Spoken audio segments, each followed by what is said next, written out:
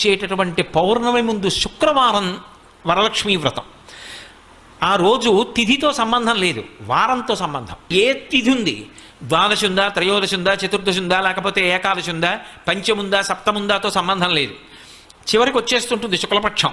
పౌర్ణమి ముందు శుక్రవారం ఏమొస్తుందో ఆ శుక్రవారం నాడు వరలక్ష్మీ వ్రతం చేస్తారు. వరలక్ష్మీ వ్రతం చెయ్యడానికి అసలు ఈ వ్రతం ఉన్నది అని మొట్టమొదట లక్ష్మీదేవి ఎవరికి చెప్పింది? చారుమతికి చెప్పింది. తెల్లవారు లేస్తే మనం కథ చదువుతాం. చారుమతి ఆ మాటకు అర్థం ఏమిటి?